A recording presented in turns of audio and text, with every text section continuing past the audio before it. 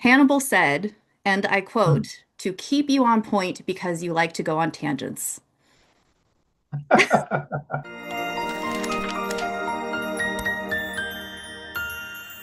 Hey darling, Boyce here. Welcome back to my channel. Here it is my goal to help you find your next book obsession. I am cozy and I am ready to dive in today's video. Today we're talking about Nicoli Gonnella, author of the Unbound series. He's written 11 books since 2020. Book one has over 10,000 reviews on Amazon alone, with a 4.6 average rating overall. There are a staggering 107,000 reviews across the series on Amazon and Goodreads combined, but still, over 100,000 reviews is insane. And readers aren't just finding this series, they're devouring it and coming back for more. And here's the kicker. The final book, book 12, is called Ruin. It drops in June 2026. That's the finale. He planned a 12-book series from the beginning, and he's actually finishing it. Don't come for me. I'm a hypocrite. I know. I'll finish Wraithblade, I promise. In a genre where abandoned series are basically a meme, Nicoli is crossing that finish line. Ooh, and Travis Baldry narrates the audiobooks, because apparently this series wasn't successful enough already. With that said, let's dive into today's interview. Hi, Hi there. how you doing? I'm doing very well. It's so nice to finally meet you in person. Well, Yes. Well, figuratively. more or less. How many Right. interviews have you done overall? You've probably done quite a few, right? Yeah, like somewhere around 10 at this point, Okay. um, throughout various places, some of which never really went anywhere, some of which did. It's What do you always mean? fun. Being in the LitRPG space, sometimes you're talking to people who are trying to establish themselves. I'm like, yeah, sure, let's talk. I'm always willing to talk about my books, talk about writing in general. You know how it is. Yeah. Being a writer, it's like you get a chance to give a writer a moment to talk about craft or writing and stuff like that. They'll yap your ear off. Yeah, that's my favorite part. I don't like talking about the marketing or the business side. I'm like, let's talk about craft, just craft. Yeah. So we'll probably end up taking a lot of different, segues and tangents. Hannibal said, and I quote, to keep you on point because you like to go on tangents. So that's from him. I don't mind tangents. I do them all the time. So we'll probably just sort of meander through the conversation, which is Oh fun. yeah. So, do you want to start with just telling us a little bit about yourself? Any weird quirks, anything you want to let people know about you? Any weird quirks? No, I honestly well, how am I to judge what's weird, what's not, right? But uh, uh, really, most of my existence now is really defined by uh, uh, kind of two things that it's really just my work and then family life, and then Hmm. trying to make those work as best I can. Um, Balance. It's quite difficult to achieve for sure. it really, really is. It really is. Well, I guess maybe a quirk, no, not a quirk, but I guess a feature about me is I try to have as good an outlook as about life as possible at all times. Life can be pretty bad sometimes, and for many reasons, and it helps me get through not just obviously the normal everyday life, but through career stuff as well. Yeah. Because I don't need to tell you, like when you're publishing a book, especially the very first time you ever put a book out there, it's scary and Oh, it's confusing. terrifying. It's Absolutely absolutely terrifying. terrifying. And also not only that, you don't know what anything means. Mm. You're like, oh, what does this rank increase mean, or this change, or that, or is this good? Is this bad? Is this or That was the I question I asked the most was, is this a good thing? Yeah, absolutely, absolutely. I had a lot of questions where I was being told things were good. Hmm. Because I mean, I will say my first book, it sold very well. It worked out for me, which is great.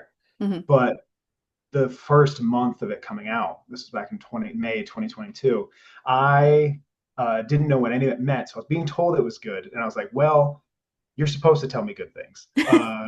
Are you lying to me? You're supposed to Um, glaze me. Yes, exactly, exactly. So it's a big whirlwind of emotions, and having a sort of through line of trying to ground myself in sort of a non-toxic positivity has been a lifesaver a time or two. Yeah. Yeah, it's okay to just feel shitty sometimes. Oh yeah, Yeah. absolutely, But absolutely. I think you're right. I try to maintain the same outlook. It's like we're alive. We get to experience really cool stuff. We have what I think is the coolest job ever. And Oh yes. yeah, there's downsides to it. There's in Big Magic by Liz Gilbert, she called it the shit sandwich. And you have to, sometimes your big dream just comes with a shit sandwich and you have to be willing to eat it. And that's always stuck with me. That is Grotesque. incredibly. It grows. It's sure, but Yeah. it is extremely appropriate Yeah. because yeah, you got to take the bad sometimes to get to the good parts. Hmm. And yeah, with writing, with doing this gig, it's there is a lot of hidden bad that you don't Hmm. quite expect. Just little bits. When you're writing, and it's there's I would say one of the big ones is isolation to a certain extent. That's tough. It was told to me early on that like this job's only as lonely as you let it be, right? That's really good It, advice. yeah, I agree. I agree, and I've kind of used that a bit of a touchstone too, because I'll go to conventions. I mean, I talk to friends on Discord. I've made author friends. I've Hmm. made, in the space and elsewhere, and having those kind of connections that I can touch back on, not only at conventions, say, or meetings throughout the year, but also day to day through social media or something like that, Yeah. has been extremely useful to sort of like being like, hey, I'm not the only one out here kind of doing a thing and being alone doing it. And that is very nice. Um, it is very gratifying to a certain extent, and it just kind of keeps you marching on in a way that it would be a lot harder alone. Yeah, for sure. And not just connecting with other authors, but connecting with readers and, That too. really making friends and having those insane conversations sometimes about their headcanon. I love it. That's one of my favorite. Absolutely, That's one of my favorite things. absolutely. I started in obviously I started in the serialization space over Yeah. on Royal Road, Uh-huh. and there's a lot more fan engagement starting Yeah. that way than there is if, say, I just publish straight to Amazon or straight through a trad publisher or anything like that. Because it has a bit of a community function built into Hmm. posting serially, right? Because you have readers, you have commenters that are in there. And until I stopped kind of reading comments, which was fairly early on, Yeah. because when you read a bad comment and sends your head kind of spiraling a little bit and makes you Yeah. question a bunch of stuff, especially early on when you're not quite sure about what your process is, or maybe what you're doing, or maybe you're like, Yeah. I was questioning that, and now I have one person who like has a problem with it. It's just one person, but it echoes. It does Uh, echo. If you let it, it really does get you down. Really does.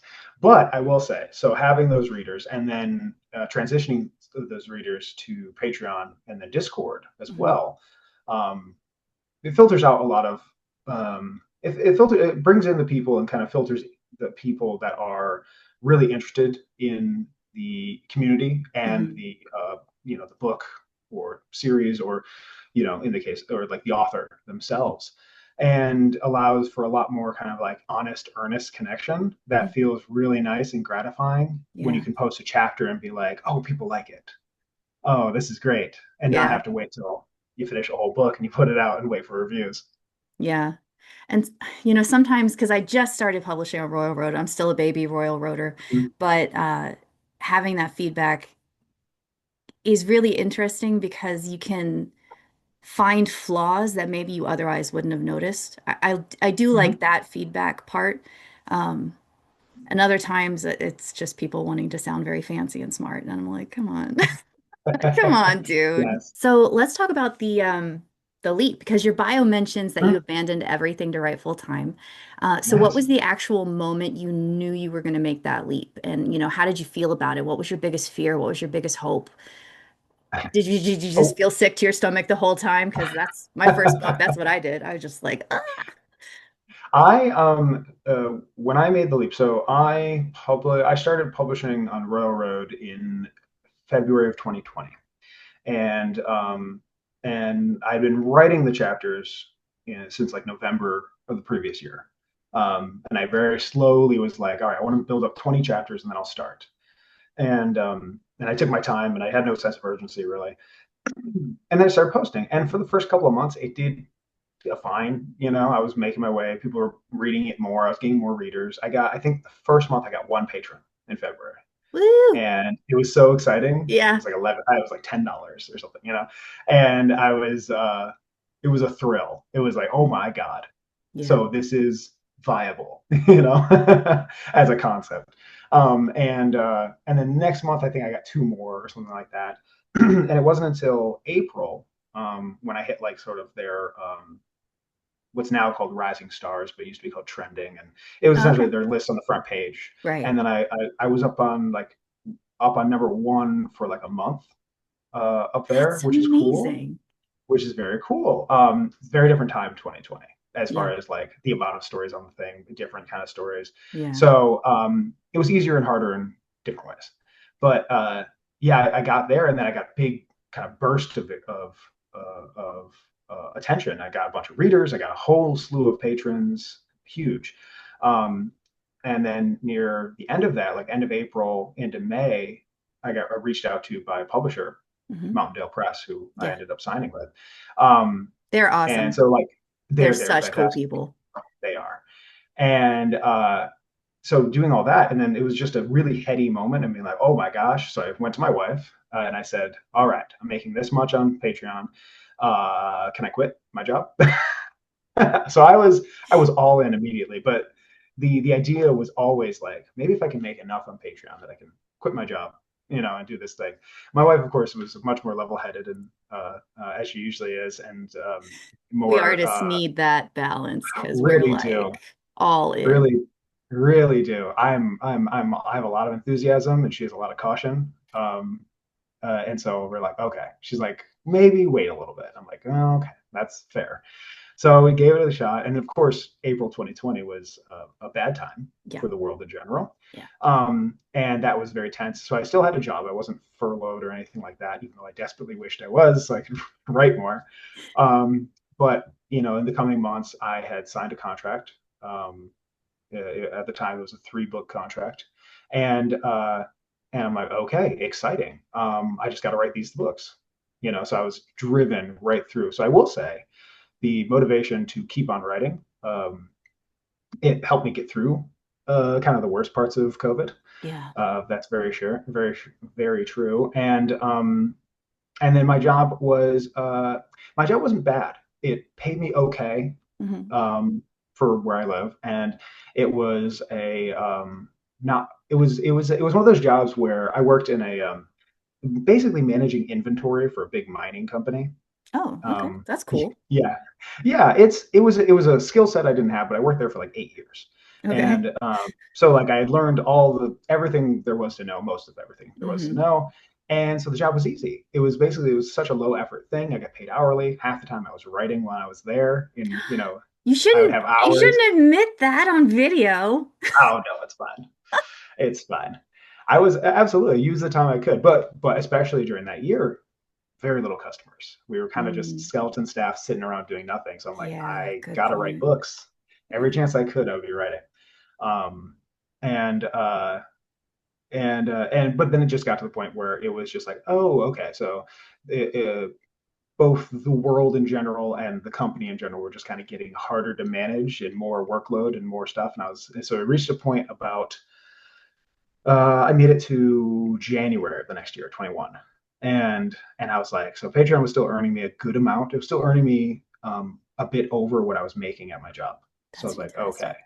which is great. Yeah, Yeah. basically double income, right? But it reached a point where the job became untenable, and I was like, okay, it's either be extremely unhappy and overworked and not get as much writing done, which I'm really Yeah. trying to do, or we make the leap.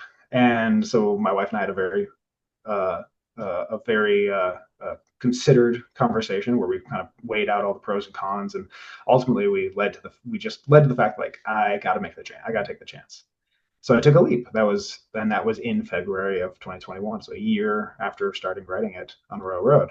Wow. And so then for that whole next year, I was just living off Patreon, and that was nerve wracking That's because Patreon terrifying. is it's terrifying. So Yeah. Patreon is very I mean it's like a commission sales job, Hmm. right? It's feast or famine. Sometimes you have great sales, sometimes it's not so much, Yeah. and I was still learning exactly what to do and how to get things moving, and so it would drop, it would jump up, it would level out, so my wife was a lot more stressed about it than I was because I had a bit of stars in my eyes about like I'm writing Yeah. books, um, and we made it through that year. That was a stressful year, and then it was 2022 in May that my first book published on Amazon and Audible. And so yeah, and then everything started looking up, in a Yeah. very dramatic kind of way. But it was definitely scary, Yeah. definitely scary. But basically, I was too enamored and driven. I was Hmm. enamored of the process of the fact and of the fact like I get to be a writer. Yeah. My gosh, that's amazing. So that buoyed my spirits so high, and then I was kind of nose to the grindstone so much that I was barely kind of looking around at what would probably have stressed me out a lot more. Yeah. My wife was a hero, and she stuck it out through emotionally through that herself, because she was just like, okay, let's do it. We'll do it, and it's worked out obviously, but Yeah. definitely an emotional journey for For sure. sure. And a leap of faith to say the least. But I really respect that you waited that year. You It was hard. really, oh, I'm sure. Yeah. Yeah. I kind of maybe took the leap a little sooner than I should have. Um, and I wish I had saved up more because it did make the transition scarier. And so I really Mhm. have respect for you, building those savings, building the financial stability before you took that leap. That was a really smart way to go about it. Yes, that is entirely my wife's idea. I can take very little credit for that. We did, however, one thing I was very proud of, and actually the first kind of indication of like, oh wow, this feels like something, is obviously we signed the deal and everything, but that could always fall through. That could always like not pan out when they publish, Yeah, whatever. So, but the first thing was like we earned enough from both my jobs and Patreon that first year that by August of 2020, we were able to pay off my student loans, which I didn't have a ton left over, that's but it was amazing. over 10,000. You know, Yeah, it was like, oh my gosh, finally, yeah. in my early 30s, I can get rid of my student loans. Which is Um, considerable. it really is. It really is. It felt like it was too long, Yeah, but it is considering the amount of people I know still with debt into their 40s and up, yeah. quite a bit. It's rough out there. So like that felt like such a big accomplishment Hmm. that, like you said, sort of like building up finances and kind of eliminating debt. All of a sudden, the only debt we had were like our cars and the mortgage on our house, and we're Yeah, like, okay, and we can manage those. yeah. And we're like, huh, okay, this feels a lot better.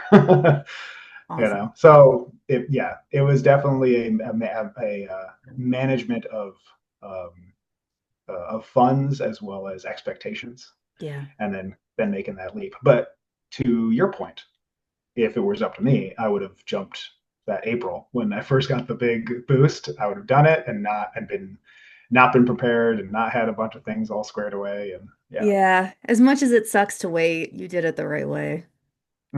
Right, in retrospect, yeah, it was great and Yeah. easy, and why can't anyone do that? But I knew in the time it was so hard. Yeah.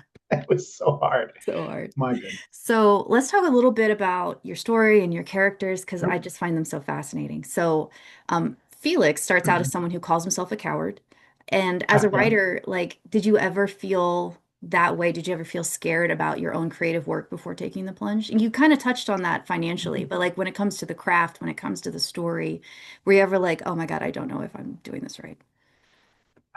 A little bit. I mean, I feel like that's really natural for almost every author. Hmm. Um, there was definitely a little bit of that. There is because you're always wondering like, oh, is this kind of where I want the story to go? Are people going to respond to it right? I will say I am one of the lucky cases where I basically wrote what I wanted to read, Hmm. which is a lot what a lot of authors do, right? When they're writing genre fiction, they're like, oh, I just Yeah. really like this, but Hmm. I want to write it this way, and that's kind of what I did. And especially in the beginning, I did not give a lot of thought to what readers wanted or expected, Mm, because my reader was myself, right? yeah. That was my target reader was myself. And because of that, I saved a bit of headache because I see a lot of hemming and hawing now, and for good reason. But people who are just looking at the market and looking at this and looking at that, like, what do people read? What are they really interested in? What do I want to focus on? And I think one of the kind of a superpower in the writer's kind of tool belt is if you're writing what you love in the first place. So if you're writing to a genre that you read heavily and you love it so much, there's a lot less kind of calculus you're doing, Yeah. because you're sort of like, I love this part. I'm gonna definitely add this because that's cool, and I like this, and this would be. I'll be so excited to get to this part and these relationships. Yeah. And so when you're hitting those points, it's like, oh, okay, okay, I'm doing those things. And so it wasn't until later, I can't say when, I don't know, that I was started to be like, oh, okay, so let me plot this out and kind of keep my expectations in line. But I will say most of my expectations were definitely based on what have readers responded to positively so far. Mm, Less less like what is doing well in the market, more of like what in my story are people really vibing with. mhm. And then I started focusing more on that. Um, when it comes to craft, there was definitely like, oh, am I kind of doing this right? But the I'd say largely two things. Well, there's two things to it really. I went to college. I have a degree in creative writing. Yay! Um, Me too. yeah. Oh, awesome. Yeah, one of Yeah. the few people I know in this field who actually have a degree in it, which is very funny. A lot of the people I know are like math majors. I know. Well, there's so many computer scientists too. Yes, yes. So yeah, so like creative writing, and so there's a certain aspect to that. Like I felt pretty confident in what I was doing, even though Good. I knew like this isn't perfect, but I was pretty confident in sort of like the general construction of what I was doing. Hmm. Setting up your conflicts and your acts and your rising and falling actions, all that fun stuff. Pretty confident in all that, and it was mostly. Oh, now I'm like, what was my point? Because I got excited about you being also a creative writer. What Sorry, was I my didn't mean to point? derail you. No, no, you're fine. You're fine. This is what Hannibal means about tangents because my brain's like, it was. There's two things about it. Don't remember. One's That's creative okay. writing, and one is just doing the thing, I guess. Oh, that's what it was. It was doing the thing. It is the pressure of serial writing. So when you're Yes. writing for serialization, there's that pressure where you post X amount of times per week, Yeah. and if it's not on time, and I've learned that if you're not on time, if you're not doing your thing, you're going to lose people, Hmm. which is tough. It's just very tough because like for a variety of reasons you can fall behind, Yeah. um, and this gig doesn't have sick days unless you build the sick days yourself, Yeah. you know. So that includes like writing ahead and like hey, I'm 3 weeks ahead in my own personal backlog, and that means I can take a few days off if I get the flu or something. Yeah. um, and I was definitely just on the razor wire for several years where it was like, hey, chapter's due tomorrow, finish it the night before, post, Oh, kind of which is thing, just like, it's so which is stressful. tough. It's a very stressful time, a way to like live. Yeah. Um, and but I will say that really got me used to just doing the thing and posting. It's question it, edit it to a certain extent, but there is a sort of amount of perfect is the enemy of done, you know. Yeah. And that really, I found that really foundational, and taught me quite a bit about being like, okay, sometimes you just have to pull the band-aid off and get it going. Yeah. um, so in that way it's almost like I wasn't allowing myself to question, the like, am I doing this right, or am I good enough or anything like that, just by sheer pressure and amount of work I had to do. Yeah. you Sometimes know you just got to put the blinders up. You're like, nothing else yes. matters. Yes, yes, yes. And I've said this a couple times to people, like, there's a big element in becoming an author of, I call it self-delusion, where you are like, yeah, I can do this, Yeah. or yeah, I can absolutely, no problem, to some lesser or greater extent than that, but where you kind of convince yourself, like, I can write a book, because if you don't have that, then you're just wallowing in the whole idea of like, I could never write this at all. Yeah. You get in your And own that was, head for sure. you get in your own head. You get in your own head for sure. That's how I was. I want to say all growing up. It was I always wanted to be an author ever since I was little. And That's but there fantastic. reached a yeah, which so it feels very very nice to be in this position now for Hmm. sure. Childhood dream and all that. Yeah. But there was a big time of my life, like decade plus, where I was like, oh no, that's just not going to happen because there was no path. Hmm. Like, what's the path? Like, how do you get a literary agent? I don't know. Already, I'm lost. You have to write the book, but like, what book do people want? Do I just write the book I want to write? And do Yeah. so there was this. It's like being just like lost in a sea of fog, and you're like, which way is the shore? And you don't know, and Yeah. no one's there to really help you unless you have a bunch of connections, or you know that, and you have to know the right people, and then they'll kind of guide you along the way. But I Yeah. didn't have any of that, so there's a long of like, well, I guess that's not happening. So the moment I had a path, and the path was Railroad to Patreon, I wasn't even thinking about publishing, but Railroad to Patreon and making money that way, I was like, cool, let's do it. It's feasible. Let's go. And Yes. unfortunately, there's so many people who prey on writers who don't know that path. It makes me so That, mad every time I see it. And I mean, I've, like I told you, I like talking about craft, not necessarily the business side, but I've really wanted to like make a series of videos. It's like, this is what a scammer looks like. This is the path. And this those are is the useful. updated path because it changes every freaking year, you know? Yeah, for sure. No, that would be useful for sure. I get very upset when I see brand new authors being preyed on. Yeah. Um, in ways that with even just a couple years experience, I can be like, okay, yeah, that's very clear from like word two that this is a scam. But when you're brand new and you're just hoping and you just want someone to believe in you, and then someone does, and then someone that person's a scammer, that is Yeah. just devastating. Yeah. So it's awful. It's awful to see it happen.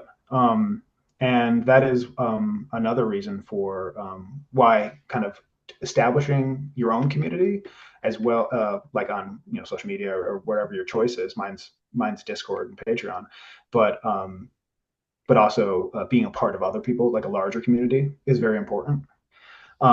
Because as much as rugged individualism is great, um, community is important. Giving up a little bit of comfort for the kind of benefits of community is definitely worthwhile.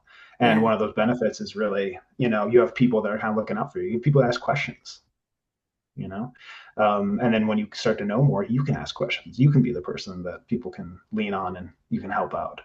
You know, Yeah. it's important in this business because, like I said, it's only as lonely as you make it. Yeah.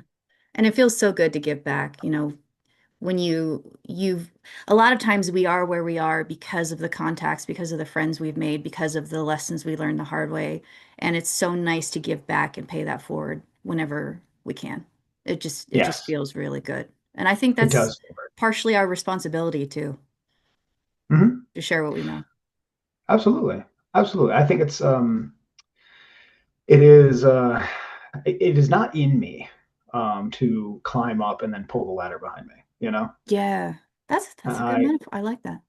yeah, it's not something I want to encourage in any aspect of my life, and it's certainly not something I'd want with the writing, mostly because um, scammers certainly see it this way, but there's a good amount of people who see it as a zero sum game writing, right? That there's only so many readers, and I want to capture all of them, and the people that read mine are no longer going to read yours. But Yeah, that's which not how is it just works. not how it works at all. No, because readers will read. I mean, my books, so my books are very long, and I'll have people, and they're like in many cases over 24 hours long in audio form, right? And I'll have readers come up to me within the same day as release and be like, "I finished it. It was great. Loved it so much." And I said, "Thank you so much. I love that. Also, you scare me." How? Just how? How did you do that? But they do, which is amazing, and ultimately speaks to the fact that yeah, they can read my big old tome in a day, Hmm. and they're going to read a dozen others that week. Yeah.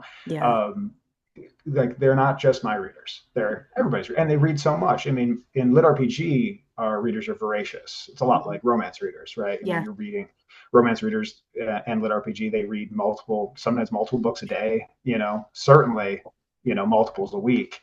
And so the pie is relatively infinite. You know, it's not, I take a slice out and there's less for everyone else. Yeah. It's, you know, I take a slice out and it regenerates for more people, you know. It's a So mutated pie. it's a mutated pie, if you will. Yeah, for sure. So yeah, it's one of those things. It's that is a comfort, and also another thing that you don't really learn until you're kind of doing the thing and out there. So you know, being able to tell someone that and kind of put their worries aside, like they're, you know, they see everyone as competition or something like that. And it's like, no, we're just peers. Yeah, we're Yeah, peers. We really are. yeah. I like that. So, let's talk about reviews because you said you don't read reviews Oh, anymore, which is totally fair, not at all mhm. uncommon. Um, but how do you stay connected with what readers love, and how do you improve your stories without touching base with those reviews and those comments? So when it comes to reviews, like especially specifically, it started with Royal Road because there's a Hmm. review function on Royal Road, and I will say Royal Road pulls no punches. They can be very mean. So those are ones that would send me in a spiral. I was like, "Whoa, can't read those. Can't read those." Because a lot of times, and I'll say this about even Amazon reviews, a lot of reviews ultimately come down to I liked it or I didn't like it, Hmm. right? Um, there's not a lot of there's often not a lot of constructive criticism that where something can be gained from Hmm. a bad review. Sometimes there is, and I will say there is definitely something to be of value to be like I said before, where enough people are pointing out a problem Yeah, that's what I that was like, gonna say. oh, that's something we have to come back to and visit. But I get that instead from Discord and Patreon. Cool. So if I'm talking to readers there who are invested in the story Hmm. and who are like, oh, you know, like that doesn't really make sense, or this is not quite there, or this is that, then I can be like, oh, okay, it's a problem for my core readers, and let's see what that problem is. Like, where's this coming from? Where can I fix it? Um, and that is I find a lot more beneficial than looking to a vocal minority Hmm. uh, that is that is sort of, you know, shouting out that they don't like it because there was, you know, a gay person in it, you know, which got plenty of those. But having someone who is a core reader, because ultimately my philosophy is sort of I'm writing a story for me for sure. That is I'm my number one reader every time I write something, and I find that is a good guidepost for satisfaction in this job. Hmm. But also, what is beneficial is I am generally on market with my own. I'm a reader in the market myself, so I'm not exactly writing askew or out of market when I Hmm. focus on myself. And then I'm looking at, and after me, I look at what are my core readers, the people who have stuck with me are still reading the series. You know, what are they interested in? What do they vibe with? What do they like? And what, you know, are there repeated themes? Are there character moments? Do they like, you know, these characters or those characters? You know, or what are they kind of really interested in? And then from there, I can kind of extrapolate and then move to a wider audience because a lot of what we do is we write to a target audience, um, whether intentional or not. We especially once you've formed fans, you Hmm. know, those are the people you're kind of writing to. And then the hope is there's enough kind of like spread on the edges of what you're writing that it can grab other people and then brings Hmm. them in and it grows your core audience and makes it bigger. Yeah. Um, that's generally like, you know, any big hit out there in the market is doing that in some form or fashion.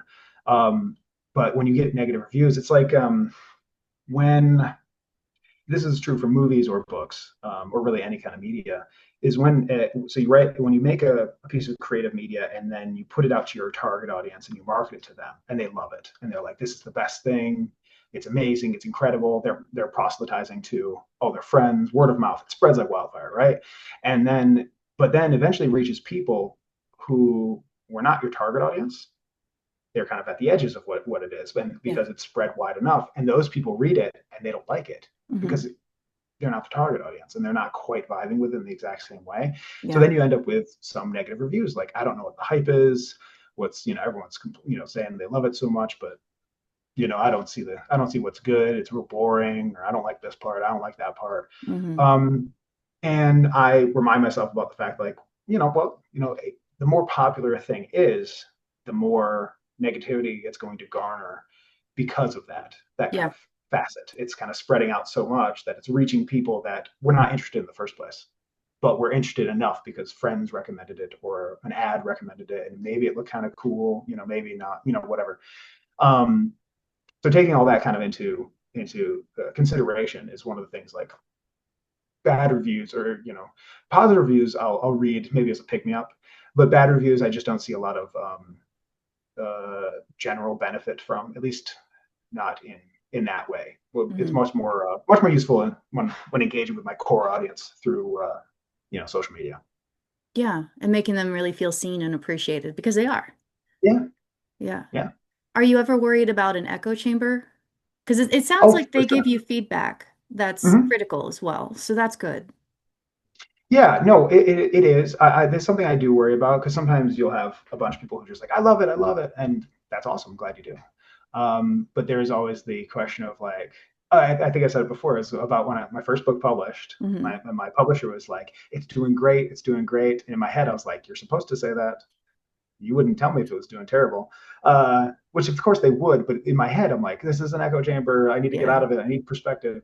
So it is definitely a concern, but it is something that I put a lot of thought into, especially as I've gotten more experienced with it. Hmm. Because I'm wrapping up book 12 right now in the Yeah. series, and having written essentially 12 books, every single book I finish has taught me so much about writing books that it's kind of like transformative. Like, where I am now versus where I was when I wrote my first book is nothing similar, and it's informed by just the actual writing of the thing, constructing everything, putting it together, but also like engaging with fans and releasing books and doing all the everything in between Hmm. is such a learning process.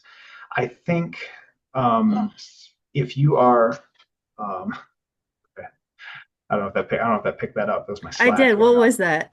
It's my Slack going off, and there's one setting that you can set to, that's just a person saying hummus in Slack. Okay. Yep, they added it in as a joke, and I thought it was very funny. So every once in a while, when there's business happening, I get a bunch of this It's kind of hummus. slightly robotic woman saying hummus, and I forgot to mute my That's phone. Sorry fantastic. I about love it. that. But yeah. So the echo chamber is definitely a real issue, but it is something that I think, if you put yourself out there enough in enough spaces, Mhm. and you're doing enough reading and engagement, that you are going to kind of get through that Mhm. relatively easily. Okay. Yeah, I like that. That's a really good perspective. I think that's a healthy perspective too. This isn't really a fun fact. It's actually really sad, with a blend of heartwarming energy to it. But Nikolai had a corgi named Cornelius, who, according to his official bio, was most likely plotting world domination at one nap at a time. But unfortunately, Cornelius has since passed, and the world has lost its supreme puppy overlord. Nikolai said Cornelius was the inspiration for Pit and thus lives on in the story. So I want to talk about Pit and Okay. Cornelius. Oh, Um, yeah. so Pit is one of the most beloved companions in progression fantasy. I think that's really fair to say. So Mhm. walk me through how you developed Felix and Pit's relationship. Um, did Pit surprise you? How did that evolve? So, so in LitRPG, there's a trend of animal companions. Hmm. Having a character that finds an animal, and then they bond with it in some way, and then they're kind of along for the ride. And I'd read it a bunch of times in books, and seen it in other media and stuff. And I really like that idea. Um, there was a bit of me that bored with the idea of being like, oh, should I do this? Everyone kind of does this, you know. But tropes are tropes for a reason. But largely, I picked it. I ended up saying, okay, Felix needed an animal companion, because in the first, I want to say 20% of the book, he's by himself. Hmm. And I'm like, okay, I need someone for him to bounce off of, instead of just internally monologuing, Yeah. or kind of reacting to things all by himself, because he's very desperate. He's in a survival situation. And I'm like, okay, this makes sense. Let me give him what is essentially a dog. Yeah. Then we give him a dog, and it's a puppy, and he has to take care of it. And the puppy is increasingly useful. So I'm like, okay. And it gives us another kind of axis of progression. Hmm. So we get to see Pit progressing as well as Felix progressing, Yeah. which is obviously a core tenet of the genre. Yeah, for sure. So that was kind of like the thought process behind it. And then when it came to like making it, making Pit, I was like, okay, so visually, I was like, what are two things I like? I was like, foxes and ravens are fun. And I was like, I'll just mush them together into like a griffin sort of thing. And I just Hmm. called it a chimera and then built the lore up from there. Hmm. And I said, that's fun, that's visual, that's, it's above all, it can be really cute because because then I just described him as basically acting like a puppy the whole time. For better or worse, he was a puppy. And that was, of course, based off my dog Cornelius, who was a corgi that I had for 14 years. He's since passed since last April. I'm so My sorry. last book, yeah, thank you. My last book was dedicated to him. So was my third book actually dedicated to Cornelius. And but he was very foundational in kind of figuring out like, well, he's just my dog. Um, and then I realized that I wanted to make him a little bit more, create more growth for him. So he Hmm. starts to kind of like communicate and figure out how to talk eventually. And so he was my dog, and then slowly also became a little bit of my son in there too, Hmm. which is reflected in the fact of like kind of Felix's relationship with him because he's sort Yeah. of like it's his friend, sort of like his kid a little bit. And I played with that tension throughout the books and especially into like book 8 Hmm. um, because I'm just like, okay, well, what kind of arc would a companion have that that you're kind of protective of and all this stuff? And it was like, well, they want to be kind of do things on their own, and they kind of growing up arc to a certain extent. Yeah. Kind of the So baby it Yoda really trope in a way. a little bit, yeah, A yeah, little bit. exactly. So it was very Cornelius and my son both really kind of helped feed into all of that and helped me with characterization so much. Cool. Um, Yeah, to have yeah, someone to base it on, yes, for yes. sure. And people love dogs. Honestly, Of most course. people love dogs. And when you have an animal that kind of acts what is essentially like a dog, it's cute, and that drove a lot of um, um, goodwill toward the Hmm. character, Yeah. which was great, which is fantastic. So now people love them, so it's great. Are we gonna get any pit plushies? So I have my wife.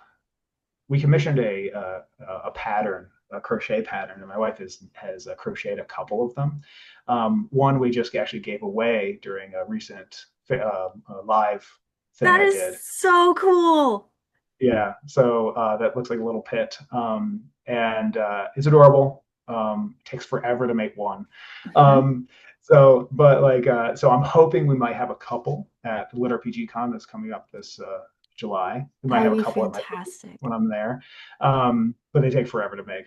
But yeah, so making a plush is certainly on the table, and it really just depends on demand and stuff like that. Yeah. Mostly because of the only way to ever get a plush is like, oh, I have to order 10,000 of Isn't it? It's them. ridiculous. And I'm like, I need 100.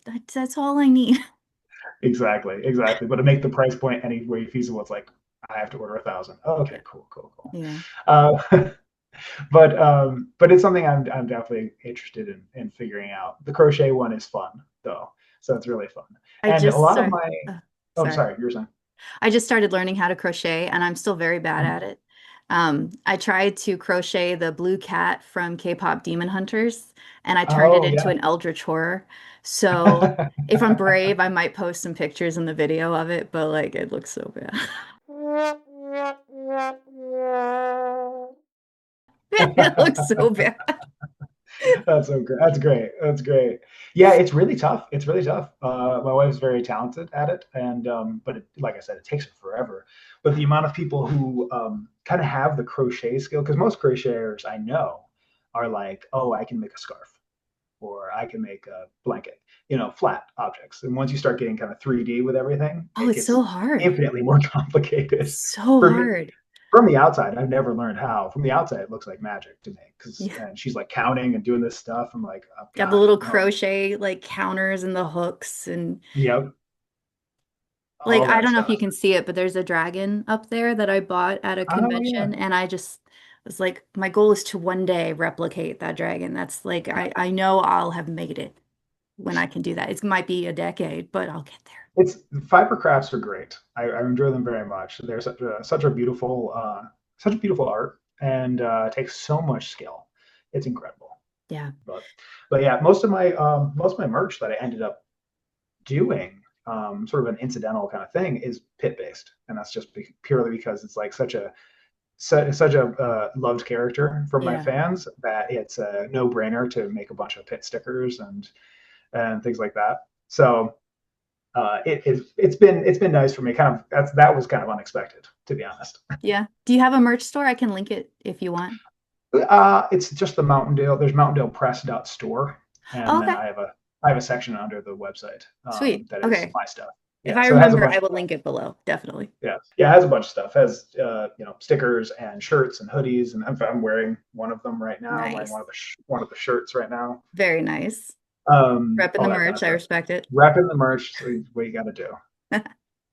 Plus, I just like it. Yeah. I mean, it's a really cool logo. I really like it. Thank you, thank you. I have a four-leaf clover as my logo, and sometimes I look at other people and I'm like, oh, that looks so cool. Do I need to complicate mine? But I like my little clover. No, I love logos. I only recently fell into this one because one of my fans is professionally makes logos, Oh, cool. um, like and art of that kind of caliber. And I was like, hey, would you be interested in making a logo for me? And they were so gracious and they're very excited, and so they did. And and we went through it probably took like 2 months, I think, of like hemming and hawing of being like, maybe it was a month, hard to remember. Yeah. But it was just a lot of me. It was mostly me because like the first thing they gave me was basically what it ended up being. But I was like, oh, maybe we should try this and maybe try this. And then eventually I rounded around and said, I should have trusted you. And No, so we ended I've up been doing. that too. I've done that too. I think it's Mm-hmm. natural. Yes, I think so too. I think so too. It's the only good part. I mean, the thing to recognize is you eventually got there where you recognize that they're better at this than you are. It's important to have that humility for sure. For sure. So let's talk a little bit about writing for Amazon versus writing for Royal Road because they're really two different styles. When you have the chapter a day or, three chapters a week, you need to build the chapter in a different way than somebody who can read the whole thing just front to back. Mhm. Yes. How do you approach that? So I mean, I have I've kind of alternated many times. There is a big value in kind of cliff after cliff after cliff after cliff, as well as obviously if you're trying to drive people to your Patreon and increase your conversion from reader to paid reader, that's pretty important when you're doing chapter by chapter, and getting them to click next. Don't put it down. But I think there is an edge that I don't quite reach with my serialization that some other serializations that definitely do, where it's absolute like they cannot stop kind of thing. And while that does happen with my work, I try to structure my chapters into like having a real kind of like not necessarily a massive cliff at each chapter, but having enough of a hook that you're gonna be like, okay, what happens next? Let's keep them reading to the next thing. Um, but there from the beginning, I've had more of a kind of idea of like this is a whole book, and it's not a series of chapters. It's just a whole. This is a whole book, and then this next part's a whole book, and this next part's a whole book, um, which is a bit different when it comes to serialization. It sometimes doesn't garner the same amount of like conversion to Patreon because Mhm. there's not as much of a you know no delineation. They're just constantly like next. I want next, next, next, next. Um, but that was definitely, I would say, part of the learning process too. I think I'm better at that now, even. Mhm. Um, and with future projects, I might try some other things. But Okay. there's definitely a difference. I wouldn't say it's good or bad necessarily, but I tend towards kind of writing for whole book, Yeah. and then as opposed to chapter to chapter. Yeah, Do you do like four act story structure? Do you do three? How do you structure your books? Just out of curiosity. Roughly three. Yeah. Yeah, roughly. I try not to get too hung up in story structure, because sometimes when I do, I make myself stressed out about Oh, really? it. Yeah, just because I'm like, okay, I'm organizing because I'm a big outliner. Yeah, And so same. I'm organizing all my stuff and I do my kind of general three acts. And then it ends up being like, oh, I have a little bit more kind of craziness that kind of makes this act not really like kind of weirdly spread out and kind of stuff. And then I'm doing more here and doing more there. Yeah. So I try not to, I'm like, okay, let's follow the flow of the story. Let's follow kind of what makes sense as far as the flow of consequences and, and things like that. So I do like the three act structure. I also like the what was it, the not seven act, the 7 point plot structure, I believe it is, Okay. which is really fun. There's because there's so many, there's so Yeah. many structural tools out there Mm. that are like it's like kind of pick and choose from all of them and kind of mush them in together into Make something your you're like, own. this Yeah. works. Yeah, this works for me. I like it. Because I think a lot of readers don't care. Because like if you're doing your job good, if you're doing your job well, sorry, if you're doing your job well, then you none of it's visible. You know, if you're not doing it as well, then you start to see construction lines. Yeah. Um, so ideally, no one thinks about it at all, and it's just nice and easy and it flows. I think it's really ultimately whatever works for us as authors, and to organize our own thoughts and make sure everything kind of like works well together and Yeah. forms a cohesive story. And maybe if you're being fancy about it, get a theme in there or two. What's the phrase? What is easy to read was hard to write. Yes, very I, much I so. really I like that quote because I feel like that's the ultimate goal. We need to create a story that is just effortless and enjoyable to read. Yes, yes. The ultimate goal for me is that the reader never puts it down. They Yes. read it If through in yeah, one sitting, um, if which they again can is why I sleep, appreciate it. we failed. Exactly, exactly. So it's a very that's yeah. One of my big goals is all my books unputdownable, and what I love and what I really crave to create as an author is a book hangover. I Yes. want someone to read my work and then be sad and nothing else compares. You know, I don't know if We're I've ever so reached evil to our characters and our readers alike. it is it's such a well, I see it as a great goal because then we the purpose of art is to create an emotion, Yeah. whatever that emotion might be, and enrapturing it. And it's something that I really appreciate as a kid. Like having book hangovers was such a staple growing up. I'd read these series and then they'd end and I'd be so sad, or I'd be sad I'm not with the characters anymore. Yeah. And and it was that feeling of like I pick up a book, and I read epic fantasy a lot as a kid, Yeah. almost exclusively, and I pick up a book and the value of it, like if it's like, is it a good concept? Okay, but the big value was like, how thick is the paperback? How much time can I spend in here? Yeah. And sometimes that backfired because sometimes the books were not very good, but sometimes most of the time they were awesome. They transported me away and I was gone. I disappear into these worlds for hours, days, whatever, however long it took me to read the books. And then when I'd come up for air again, I'd be so sad, and so Yeah. like, oh, devastated that it's over. Where's the next book? Yeah. Let's go again. So that is so important and intrinsic to me to Mhm. writing, that it's something I seek to replicate every single time if I can. You Kind know, of that it I, hurts so good feeling. yeah, yeah. Um, yes, yes, it hurts so good, and if nothing else, like just the ending of it being like, I want more. Yes, for That is sure. something from a business standpoint. Yes, makes Obviously, sense. yeah. But from a very emotional, like as a reader standpoint, that is what I always crave from anything I read. And so that's what I want to write. Nice. A lot of people call your stories or your series very action heavy.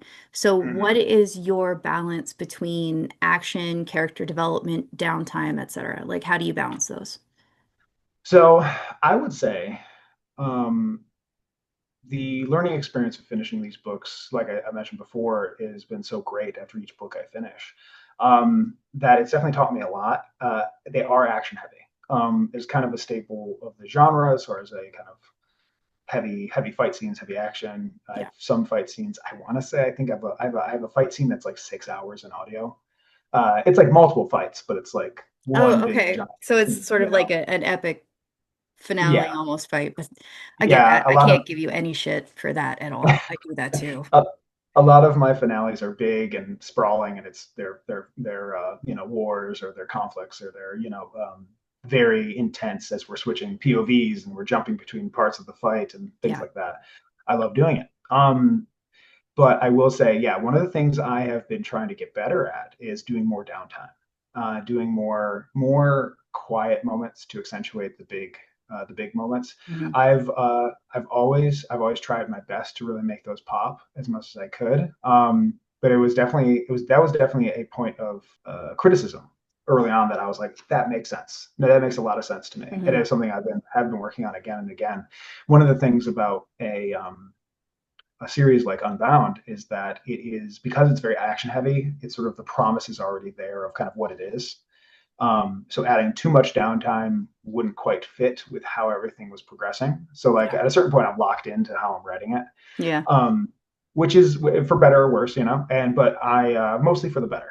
And I've greatly enjoyed it. My readers greatly enjoyed it. But it's one of those things from like, okay, so future projects. Let me think about this. What's the alchemy, right? What's the mix of Yep. a little slice of life here, some downtime, some quieter moments to kind of punctuate with a bit more action.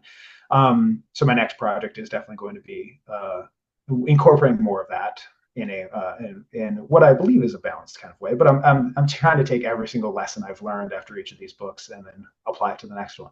Yeah. If we ever stop learning, we've failed as writers. I It's agree got to always learn and always push yourself and always try to at least try new things. You don't have to take it on, but you got to try it. because yeah, if we're not trying new things, I mean, it's just it feels like I don't think that'd be very satisfying. Like taking the reader out of it, I don't think it'd be satisfying to me if I'm not trying to do something better. Yeah. Like, oh, hey, here's a similar kind of idea I've had before, and I've done it in other ways. I want to do it this way with a twist, and I want to try Mhm. this. Because otherwise, I think creatively, I'd just wither up and die. Yeah, I 2023 and 2024. I mean, I've kind of disappeared from the publishing world for a while because there was a lot going on in my life. Mhm. We don't have to get into it, but it was bad. And to get back into it and kind of jumpstart everything, I wrote one comedy series where I was like nothing else I've ever written because I just wanted to try something new.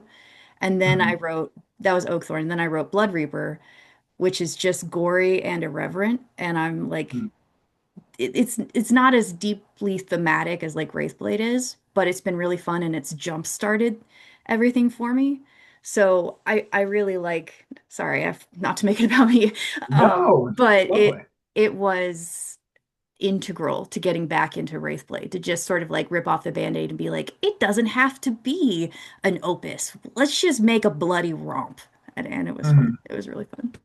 Good. No, that's awesome. Yeah, I think it's a lot of that. Um, I I'm a big believer in sort of writing the thing you love. Yeah. Um, I'm also a big believer in acknowledging that sometimes the thing you love is not marketable. Like it's like It's you true. gotta you gotta think about it. It sucks because you have your artist brain and you have your kind of business brain. And there's a lot of authors out there who do not love the business brain at all. Um, and I side eye my business brain and I go, but I mean, it's part of the whole thing. Yeah. Um, and I think ignoring it is often to our detriment, almost always. Yeah. But at the same time, that's what I'm saying. That's like writing the thing that kind of brings you a lot of joy is so important. But I think also finding the joy in the thing that is marketable is also very important. Um, Yes, balancing that is because so hard. it is very hard. It's very hard, especially if you're coming from somewhere else or doing other things or you just have different intentions than say whatever genre you're trying to write into. It's tough. It's definitely learning kind of what the audience wants and kind of their feedback again comes down to like kind of that community again. And if you have that feedback, you kind of be like, oh, okay, I see you like this, and I see you like that, and Yeah. constantly pivoting towards what they like instead of trying to pivot away from what they don't like has been much more beneficial for me. The way I've seen it, and it's been mentioned to me before by friends in the past, is that people like the books they like when the good parts outweigh the bad parts. So every book's going to have something they don't like in it, right? Yeah. Almost everyone. And but I've definitely been the situation for me where I've been like, oh, okay, I have no interest in this of this story, but this part is amazing, and that's what's keeping me engaged. That's why I'm reading Yeah. through it. Sometimes, like I was definitely when I was desperate for content, I'd read some very not good stories, but it had a glimmer of something that I was like, ooh, that's so fun. Yeah. Let's see where this goes. And maybe it went nowhere, but I had fun in the meantime, and kind of slogged through the rest. And Yeah. it's very true. Like if you can capture the things people are positive about, people like, then a lot of times any sort of like flaws will be ignored or just straight out invisible to many people. So keeping that in mind too, we're our own worst critics, you know? Oh, for sure. No. The imposter complex doesn't really ever go away. I'd say it diminishes, but it's like a chameleon. It keeps changing. It It kind of does. like it's like moving its own goalposts of being like, well, you're definitely not qualified to do this Yeah. You're like, though. okay, everything else I've managed to do, but not this. Okay, sure. It takes some, yeah, some chatting with the inner demons, so to speak, to get rid of Oh that. yeah, yeah. The self delusion really helps kind of shoulder past it. Oh, absolutely. Convince yourself you're like, yeah, no, I'm better than that. Yeah, for sure. And once you get past it, you go, whew, man, glad that worked. Yeah. Yeah. Okay, second fun fact. Just cutting in here with another fun fact. Yes, Travis Baldree, the Travis Baldree, who wrote Legends and Lattes and narrates, half the audiobooks in our genre, said that when he first recorded Unbound, it totally took him by surprise and he loved it. And that's, I mean, come on, that's really high praise from someone who has seen virtually everything the genre has to offer. Okay, let's go back in. This conversation is so fun. I'm really excited to continue going. Let's go. So actually, that segues really well into building the cult, which was a question Ah, that I had because Raven's Dagger jokes that your Discord community is your cult. So, mm. like, talk about what it's like in there and what do you think people love most about engaging with your community there? Well, it's just a bunch of people who are just interested in what I do for sure. But it's also a people where people just kind of talk amongst themselves and kind of have their own conversations about whatever, whether it's like their art projects or their lives or things like that. Like the community obviously uses my books as a touchstone. Hmm. But the biggest part in kind of building a community is kind of letting people talk amongst themselves. Because if you are constantly like, you need to be present Hmm. there to like actively kind of work in there to make it more kind of vibrant. But the letting the readers kind of ask a question and then letting readers answer that question, you know, especially if it's about the books or something, Yeah, is very good. Is very good. It creates more engagement, creates more things like that. I think you're So right. yeah. So it is it's definitely a joke from Raven's Dagger about the cult thing, but it's like anything else. It is just people that are kind of engaging with a thing they really enjoy and creating a space where um, they can both enjoy it and then feel safe to just like talk about other things, whatever they Hmm. want, you know.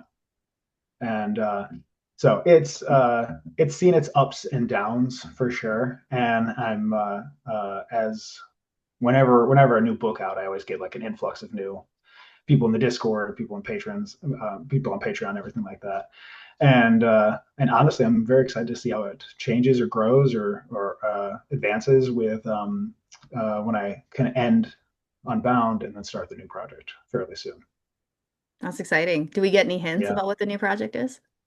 New project, yeah. The new project is it's cultivation based as opposed to lit Ooh, RPG. fun. I'm working Yeah. on a cultivation too. That's so cool. Oh, fantastic. Yeah, Yeah. I like it, and it's a bit in response to my, having written lit RPG for 6 years. where there's lots of numbers and stuff like that. So I'm kind of eschewing the numbers. I'm kind of getting away from them a little bit. They're still very clear progression because we're still writing progression fantasy. Always. Always, I love it. And but it is it's its own kind of magic system based around that. So it's a little softer in that sense, where there's Mm-hmm. not quite there's no system. It's just it is just kind of like the progression of the kind of native magic system that it is. And so we follow a native worlder named Harker, and kind of his kind of travels through the world that he's in, as he's trying to make it. Essentially, the idea is a magic academy. And the first book is he's got to get there. And all of the trials and tribulations along the way. Mm-hmm. And but yeah, the magic system I put a lot of thought into. It's the whole world has put a lot of thought into, because it's I learned early on that I can't write multiple projects at once. It's Uh, so hard. it's Oh very my hard. God. Yeah, I cannot do it. The amount of time it takes me to kind of switch tracks Yeah. to then do the thing eats up so much of my day. And then I start writing, and then I do that, and then I got to switch back.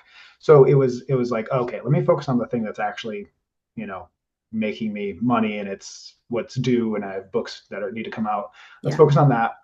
So, but in the meantime, I've constantly over the past almost this whole time since writing Unbound, so almost 6 years now, I have been kind of developing this story. Mm-hmm. Little bits here, little bits there, some big chunks of it. Like 2 years ago, no, 2 years ago ish, might have been, yeah, no, 2 years ago. 2 years ago, I was like, hey, I think I'm going to start posting chapters maybe soon. We'll see, and no, I could. That's when I realized I couldn't do two things at once. Yeah. Um, but yeah, I've been kind of chomping at the bit to write this series for such a long time, and so it's kind of expanded, and all the cracks of the world building have kind of been filled in, not all of them, but big chunks of it, where it's like, cool, I'm gonna hit the ground running with the new series, and it's very exciting to try and share it with Yeah. people and to see how it goes. But it's a very it's it is similar to Unbound in some ways, but different in others. It's hard to kind of like illustrate that Articulate it. exactly, Yeah. articulate it exactly. It's a lot of like, the writing advice you usually get, where you're doing 80% similar, 20% unique. Yeah. Where it's like, because when you're writing a genre, there's things you're trying to stay in line with, that I wanna get to, and it's a lot of the progression element parts. And then the unique part is where the magic system itself comes in, the characters are coming in, even the world itself is its own character. Yeah. And I'm very very excited about it. But yeah, it is something I'm very excited to try and start putting on Royal Road fairly soon. Once Yeah. I this. 'Cause your readers are on Patreon are probably going to get it like way soon, way sooner than Yes, Royal Road will get it. yes, they're going to get it sooner. I am oh gosh, right now, end of January right now, I am probably just I have maybe over a little over a month left of updates for book 12, the final book in Unbound. That's so And exciting. it's very, Congratulations. thank you. That's such a cool feeling. Yeah, I'm actively writing the end of it right now, and it's so exciting. I'm thrilled. Yeah. Little bittersweet for sure, Yeah. to be doing this and kind of stepping away, but it is it's exciting. And then once I've wrapped it, I'm trying to build in a little bit of like, maybe I could take a week off and posts are still going up. It's what I'm trying. Yeah. Um, and take a little breather, and then start writing the next series. And then I'll be putting that up fairly. Once I have a good chunk, I'll be putting that up on Patreon, because obviously I want to reward those readers with early access to some fun stuff, and Yeah, then we'll get absolutely. to Royal Road, and we'll go from there. Which I can reveal here. I'll tell you the name of it. It's Yes. called Sovereign Sight. Ooh. So when we think about the cultivation aspect of it, how deep into the cultivation genre are we going with it? So I looked at cultivation in general and genre in particular, there's things I like about it. Mm-hmm. Chinese cultivation, a lot of it. But there's a bunch of aspects that I'm like, I'm not qualified for. So I'm not Asian. So that's a big thing. I'm not Okay. Chinese. Yeah. That's a big thing. I was like, okay, I don't want to grab a lot of that stuff that's kind of culturally built Mm-hmm. around this. So I was like, so I had to kind of identify like, what do I like about it? Mm-hmm. What do I want to grab? So I sort Yeah. of grabbed some of the power system and this and little bits and pieces that I thought were really fun and really interesting and made good stories.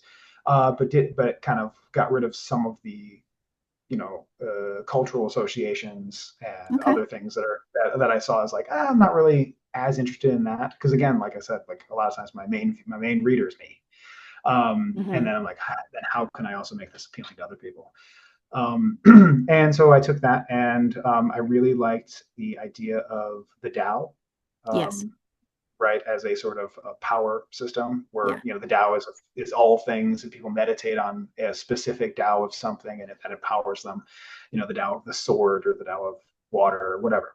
And I was like, well, I like that idea, and so I created my own kind of version of that, which I'm calling the Infinite Sea. Oh. And in the infinite sea, there's all things, there's all meanings, and people draw their power from the infinite sea. And Mm. so the kind of cultivation system, it's called refinement, and you refine the water from the infinite sea through your body and through your talent, and your talent expresses essentially the aspect of the infinite sea where from birth you're kind of located. So Mm. in the new series, everyone basically has one power, Mm-hmm. and then it's sort of how that power is being used. That's so cool. Yeah, That's going to be really exciting when that comes out. Oh it's man, you very must be exciting. so I'm very stoked for excited. it. I'm very excited for it. The main character is essentially he's a rural healer, kind of medicine herbalist Mm-hmm. in kind of like the countryside, and he has a very weak talent, and it's definitely a weak to strong sort of story. Good. And when he gets himself cursed, causes his talent to kind of get not necessarily stronger, but expands to a certain Uh-huh. extent. And the downside is that's slowly killing him, Ooh. or less than slowly killing him. So he needs to figure out a way to stop that. And the one way to do that is to get to the academy, get to the Nine Spires, and basically they can help him there as long as he's not killed on the way. So a healer whose powers are actively killing him. That's awesome. Yep. Yeah. That's a And so fun that's premise. I can't wait to read that. thank That's you. gonna be Thank you. great. I'm very excited to write it. I have about 10,000 words written, Yeah. and I'm just really, you know, I really want to land the plane with Unbound and really have that satisfying final book. Yeah. And then once that's done, I can divert all of my attention towards the new project. It's very exciting. Awesome. Oh man, I'm so excited for that release. What do you hope to leave behind as your legacy? So like when it comes to your why do you write? I touched on this a little bit before. I write because I want to have places where people can disappear. Mhm. It's something I found very valuable as a kid, for various reasons, but even just the stress of being Yeah. a young teen, was like, oh man, sure is nice to pick up this book and then, escape into another world, into Dragonlance or, um, excuse me, a Wheel of Time was a big one for me. Yeah.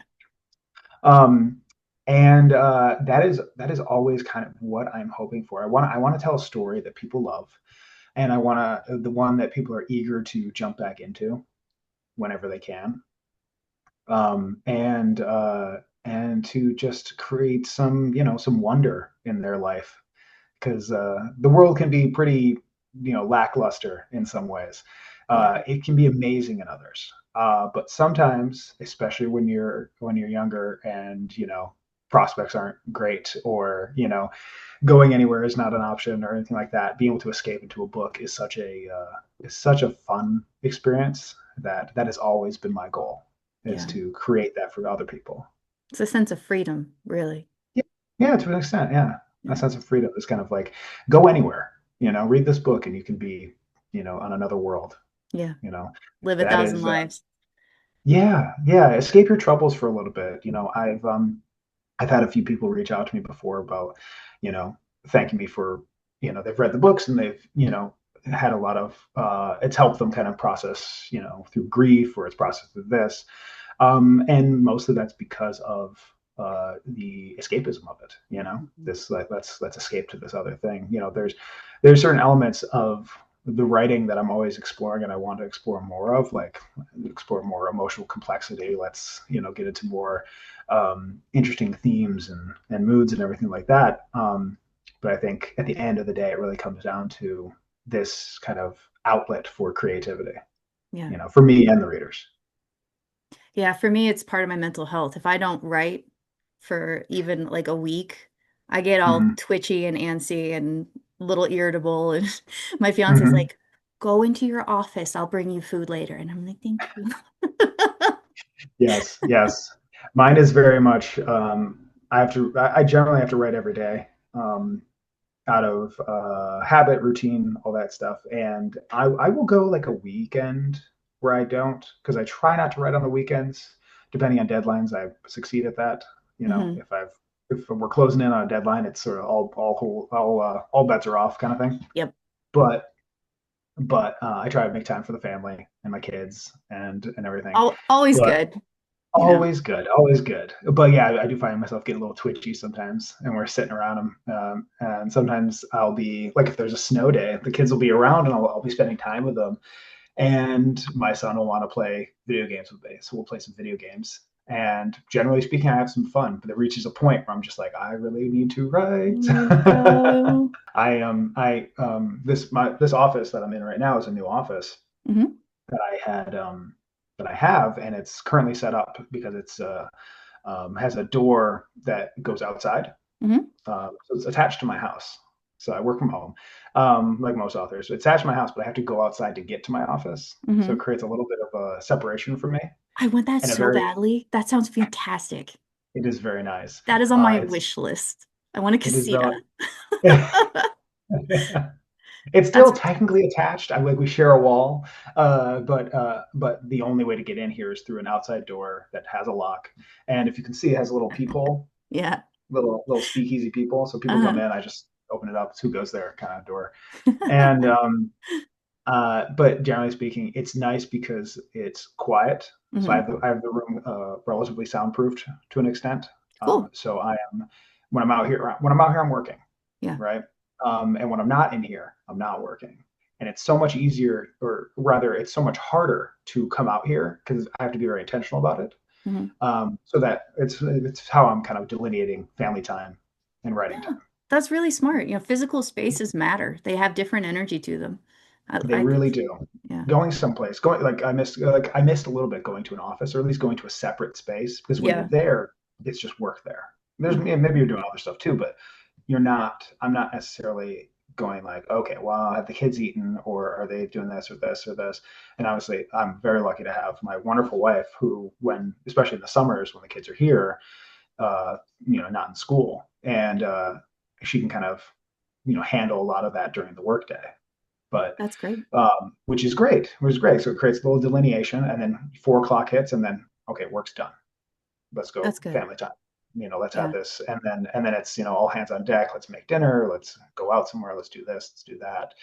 And then maybe I'll come back in the evening and work when the kids are in bed. But generally speaking, it's definitely it's like a 9 to 4 kind of gig for me. Yeah. It's funny how like we can write anytime, but so many times we end up going into the 9 to 4, 9 to 5 routine Hmm. anyway. I don't know if it's because that's what we know or what, but I'm the same Yeah, way. I stop work at like 3.